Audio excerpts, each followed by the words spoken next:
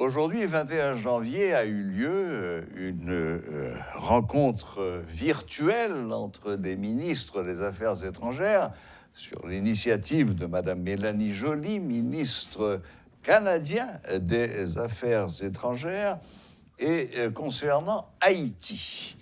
Le Premier ministre était censé, en compagnie de M. Trudeau, ouvrir les débats, mais apparemment, il était absent, ou en tous les cas, il n'a pas parlé.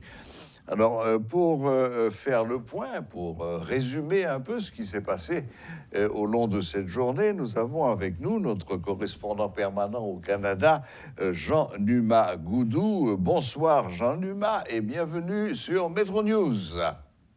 Bonsoir Serge, bonsoir à tous. Bon, Jean Numa, que faut-il retenir au bout du compte de cette rencontre mutuelle? Bon, mis à part la contribution de 50,4 millions de dollars à Haïti pour les services de santé. Alors, quels sont les points chauds? Que faut-il retenir de cette rencontre? Ce qu'il faut retenir, vous l'avez mentionné, Serge, c'est comment dire, on ne peut pas parler d'absence de Ariel Henry, le Premier ministre haïtien, puisque le Premier ministre canadien, Justin Trudeau, dans son discours d'ouverture, a mentionné sa présence. La ministre canadienne des Affaires étrangères, Mélanie Joly, également a mentionné sa présence dans son discours. Il a été annoncé à grand renfort de tweets, à la fois par la primature, mais aussi par le gouvernement canadien, que M. Henry devait prononcer un discours. Mais il ne l'a pas fait. Sauf qu'on n'a jamais vu M. Henry, malgré que sa présence ait été signalée par à la fois M. Trudeau, mais aussi Mme Joly. Et on n'a pas eu le discours de M. Henry. On a eu droit plutôt, après l'ouverture de la réunion, à des tweets du bureau de communication de M. Henry qui tweetait des extraits apparemment du discours qu'il devait prononcer. Mais à l'ouverture de la rencontre, il n'y a pas eu de discours prononcé par le docteur Henry. Est-ce qu'il y a eu une explication? Non. Sauf que moi, j'ai appris du bureau de la primature et puis de beaucoup de collègues aussi chez nous que le chancelier haïtien Jean-Victor Généus a affirmé que M. Henry avait participé à la rencontre. Oui, je confirme que M. Henry apparemment était présent à l'autre bout de cette réunion virtuelle, mais que M. Henry n'a prononcé aucun discours lors de l'ouverture.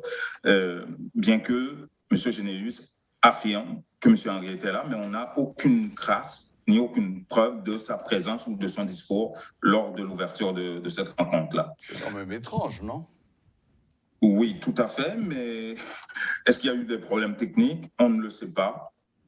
Et est-ce que M. Henry n'était pas trop content du discours assez salé, je dirais, de Mélanie Joly, la ministre des Affaires étrangères du Canada, et qui présidait justement cette réunion-là?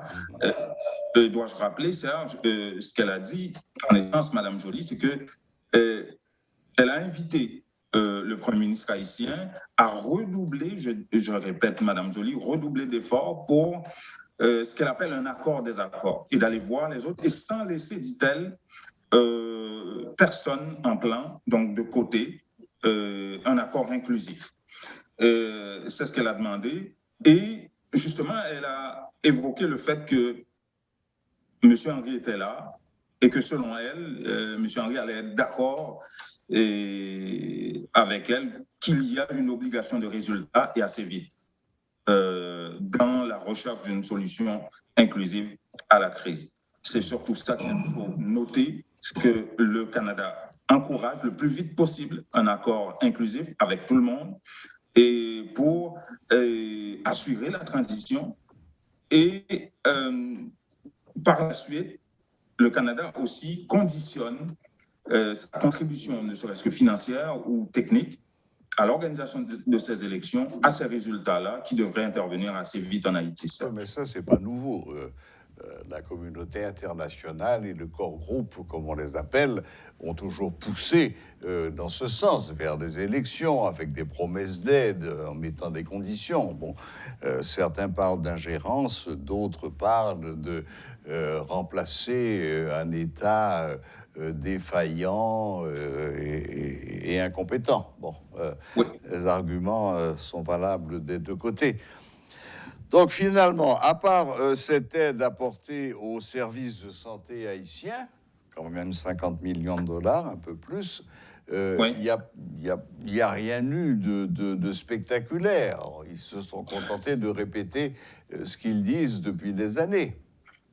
Oui, effectivement. Mais enfin, au niveau du discours d'ouverture, il faut dire que pendant une bonne partie de la journée, des experts, selon les informations que j'ai obtenues, moi ici, les experts internationaux, que ce soit du Canada aussi, discutaient beaucoup de comment aider Haïti, enfin de cette réunion-là de haut niveau, pour prendre des décisions. C'est sûr qu'il va y avoir d'autres annonces, à part celle du Canada de 50,4 millions de dollars pour aider Haïti. Ah, ces 50 millions, c'est exclusivement canadien.